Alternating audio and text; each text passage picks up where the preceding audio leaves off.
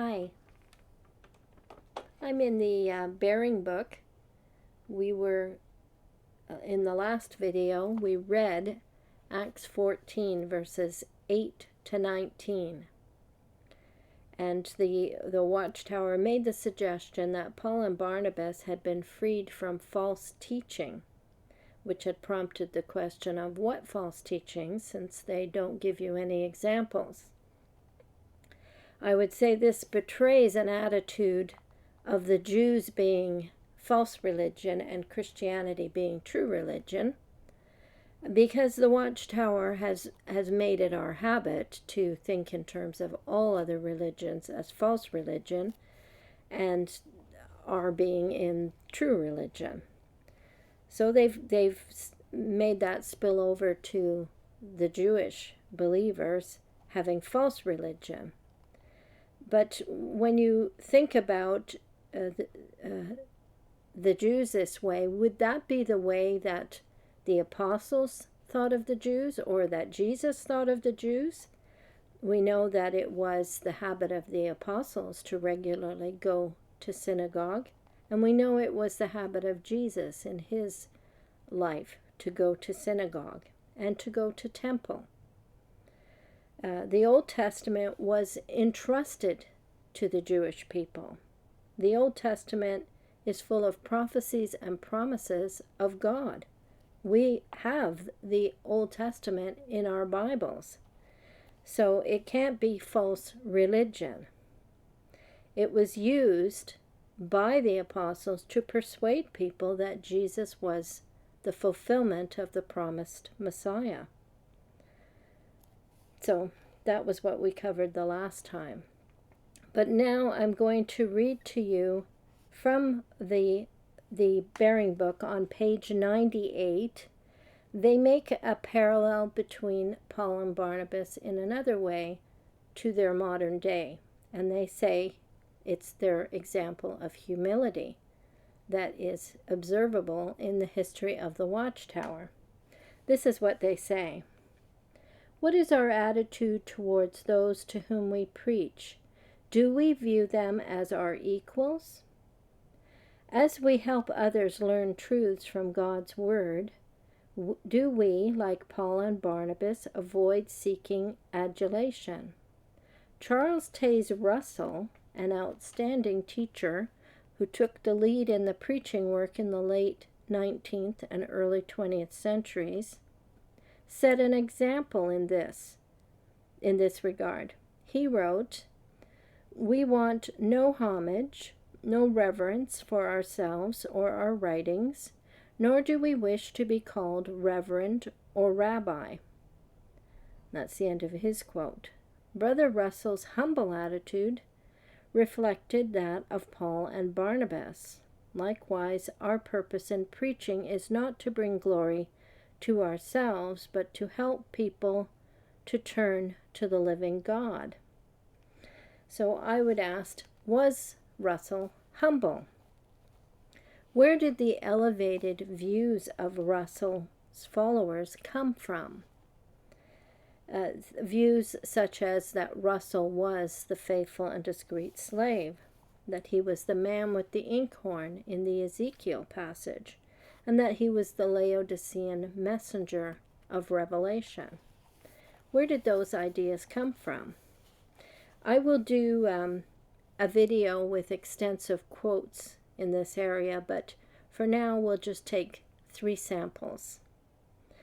In the Watchtower's own publication of their history prior to the Proclaimers one, they had a book called The Divine... Okay, wait, let me see where it is. Jehovah's Witnesses in the Divine Purpose. It was published in 1959. I'll just read you a quote from it. "Some insisted on living in the past, in the time of Pastor Russell, when the brothers in general had viewed him as the sole channel of scriptural enlightenment. It was the published and accepted thought down till 1927 that he was that servant of Matthew 24:45, the faithful and wise slave. However, just as the Watchtower Society had been the publisher of Bible truths in the days of Brother Russell, so it would continue to be used by Jehovah during this period of restoration of true worship. So that's Jehovah's Witnesses in the Divine Purpose, page 59. Page 95, sorry. Another quote from 1916. This is just after Russell has died. They say in the Watchtower, December 1st, 1916, thousands of the readers of Pastor Russell's writings believe that he filled the office of that faithful and wise servant, and that his great work was giving to the household of faith meat in due season. His modesty and humility precluded him from openly claiming this title, but he admitted as much in private conversation. That's published in the Watchtower. Okay, so those are examples that some might question because they're not Russell himself. So this is the third quote that I wanted to give you, was from the Watchtower of September 15, 1910. Russell is alive. He's in charge of the publication of the Watchtower. What could a modest man say what is said in this Watchtower? This is what it says. September 15, 1910. We find that people cannot see the divine plan in studying the Bible by itself. But we see also that if anyone lays the scripture studies aside, even after he has used them, after he has become familiar with them, after he has read them for 10 years, if he then lays them aside and ignores them and goes to the Bible alone, though he has understood his Bible for 10 years, our experience shows that within 2 years he goes into darkness.